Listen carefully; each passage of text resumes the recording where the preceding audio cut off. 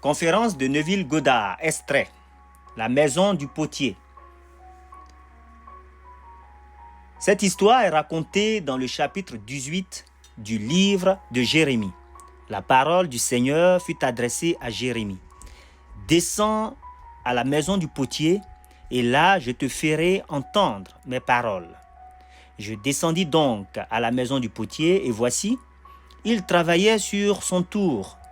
Le vase qu'il façonnait avec l'argile fut abîmé entre ses mains, alors il le refit en un autre vase, comme il le jugea bon. Jérémie 18, 1 à 4. Comme nous vous l'avons dit la semaine dernière, ces histoires sont des paraboles. Il faut en extraire le sens.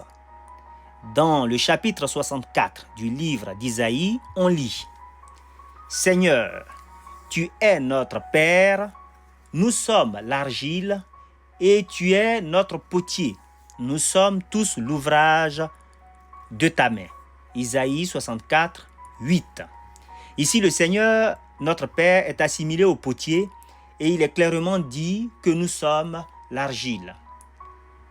Si je dois descendre à la maison du potier, je n'ai pas besoin de bouger d'où je suis, car ne m'a-t-on pas dit, nous sommes le temple de Dieu et l'Esprit de Dieu habite en nous. 1 Corinthiens 3, 16. Alors, où pourrais-je aller, sinon là où je suis? Ce corps est donc la maison du potier. Le mot potier, selon la Bible et la concordance de James Strong, signifie imagination.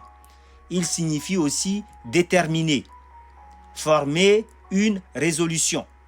Eh bien, je décide d'être un certain homme, alors qu'à l'instant, la raison me dit que je ne le suis pas. Mes sens me disent que je ne le suis pas. Néanmoins, j'aimerais l'être. Si je ne suis pas l'homme que je voudrais être, alors l'argile que j'utilise, c'est-à-dire l'être que je suis, car on m'a dit que nous sommes l'argile, ce vase est abîmé à mes yeux. Mais au lieu de le rejeter, je devrais le remodeler en un autre vase, comme il me semble bon de le faire. Alors, comment vais-je remodeler cette argile? D'abord, je dois savoir ce que je voudrais être, car cela signifie déterminer. Je dois prendre cette décision. Que voudrais-je être? Je ne le modifie pas, je sais que le Seigneur va le faire. Et je sais exactement ce que je voudrais être. Posons une question simple. Et si c'était vrai? Comment verrais-je le monde? Que ressentirais-je? Qu'entendrais-je si c'était vrai? Alors, supposons que c'est vrai, que je suis l'homme que je voudrais être.